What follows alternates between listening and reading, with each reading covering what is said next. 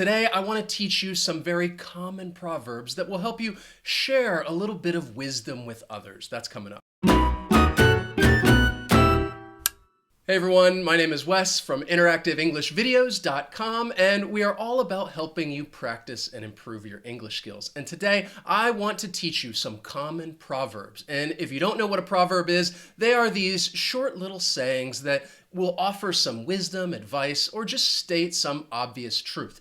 Today, specifically, I want to focus on proverbs that will help you share some wisdom with others, and they really help you describe a certain situation. So the first one that I want to teach you is, when in Rome, do as the Romans do. And what this proverb means is that when you travel in another country, you should act and behave just like the citizens of that country.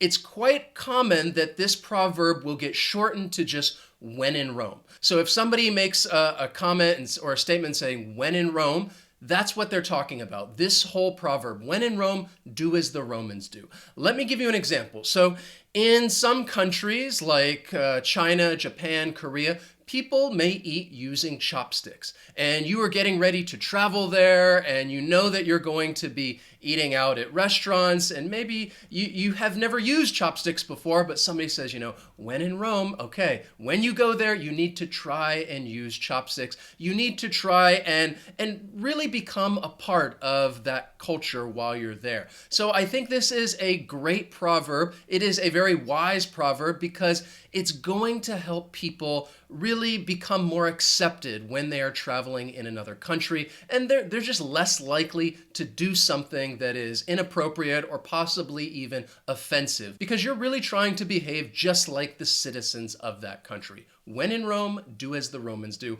or just say, when in Rome. I'll take a Manhattan and kick the vermouth in the side with a pair of steel-toed boots. Wow, quite a drink order. Oh, well, when in Rome.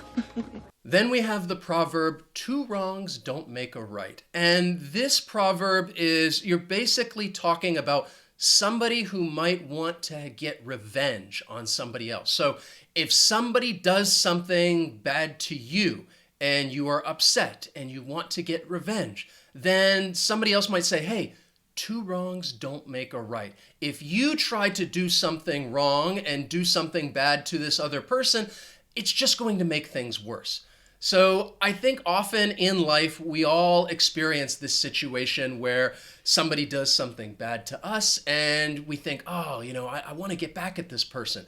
And that's when somebody could tell you, look, don't worry about getting revenge. Two wrongs don't make a right, because you're more likely to just make that situation worse. Two wrongs don't make a right. Somebody ought to ruin Gabbo's career the way he ruined Krusty. Two wrongs don't make a right, Bart. Yes, they do. No, they don't. The next proverb is, absence makes the heart grow fonder. All right, so this proverb, I think, is talking about two people that maybe are, they're separated for some reason. So absence is talking about two people being apart from each other, and it makes the heart grow fonder. When you are away from this other person, you may be more likely to think about them, you may be more likely to miss that person, and that's what this proverb is saying, that when people are away from each other, especially your loved ones, you could say, absence makes the heart grow fonder. So this is, I think, a very wise proverb, especially offering maybe somebody a little bit of comfort when saying that, you understand what they're going through. If we are away from our loved ones or the people we care about, you could say, I know absence makes the heart grow fonder. We often think about and miss those that we care about a lot, especially when they're far away. Absence makes the heart grow fonder. They say that absence makes the heart grow fonder. More and more, my thoughts turned to Ed, and I finally felt the pain of imprisonment. Then there's the proverb, money doesn't grow on trees. And in this case, you are telling somebody who typically spends a lot of money that, hey, money is not easy to get. You have to work hard to obtain it. It's not like it just grows on trees and you have just an abundance of money that you can take and spend. So you're trying to offer somebody a little bit of wisdom and remind them that, money is important. You need to be careful. You need to be wise in how you are spending that money. And you're trying to tell somebody, look, money doesn't grow on trees. It's difficult to come by, so you need to be careful on how you're spending your money. Money doesn't grow on trees. Stanley, do you have any concept of money at all? Money doesn't grow on trees, you know. Next is the proverb, patience is a virtue. And I think, well, I guess I would say this is one of my favorites because I think it applies to me. This is something that I think I need to remember because a virtue is just talking about something that is excellent.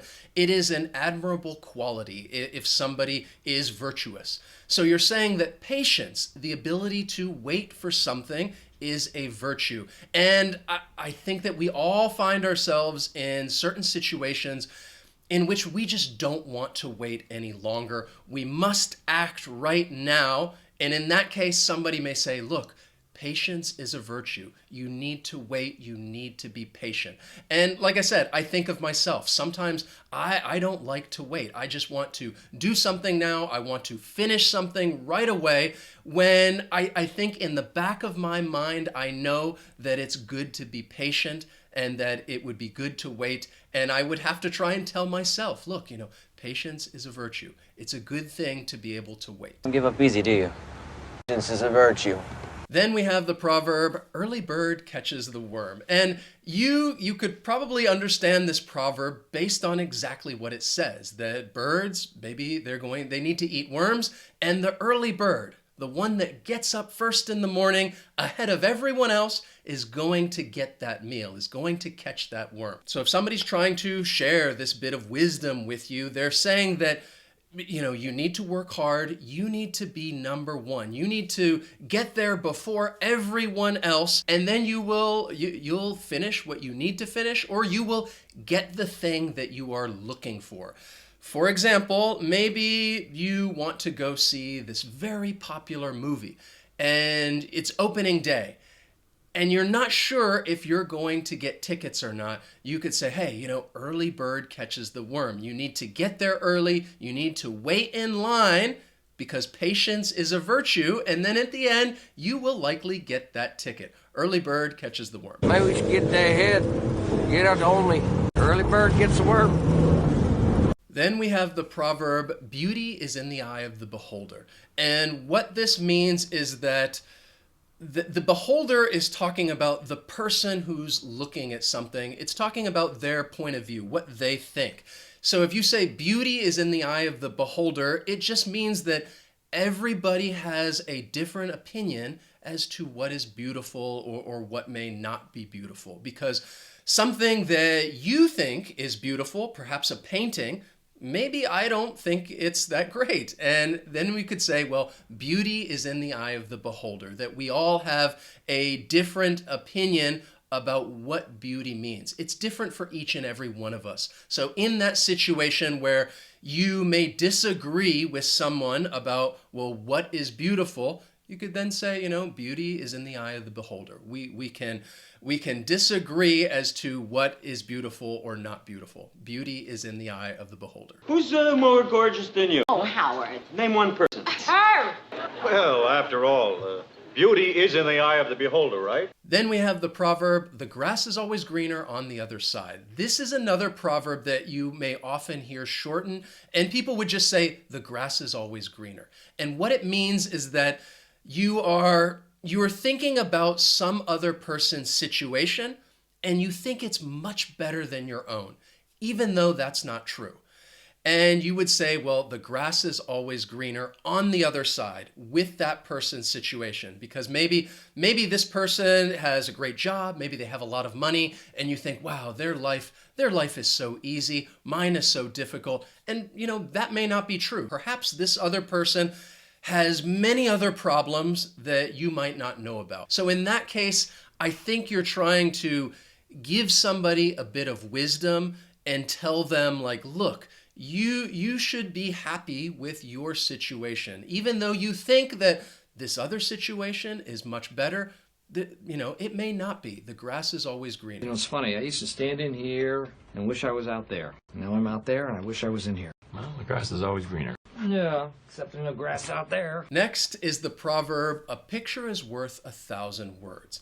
And this proverb simply means that a picture often has a stronger message than words that may describe a situation. So instead of just reading about some situation, it's better to have a picture. It's more meaningful. It's more powerful. It has a stronger message than those words. And in that case, you could say, well, a picture is worth 1,000 words. And typically, we're talking about pictures that could be very profound and are often about some important topic. For example, maybe poverty or war, or you catch somebody cheating or doing something wrong, and there is a picture of that. And you could say, well, a picture is worth 1,000 words. This picture has a very strong message. That's a very disturbing picture. So they say a picture's worth 1,000 words, but I say nothing beats a picture and 1,000 words. So now I'd like you to go out and share this wisdom with others. Share this lesson with others who you know are trying to practice and improve their English skills. And I would also encourage you to try and practice using these proverbs because they are quite common when describing specific situations, and especially if you want to offer some wisdom to your friends, your family, or even your colleagues. If you enjoyed this lesson and you learned something new, please hit that like button. As always, thanks so much for watching, and I'll see you next time.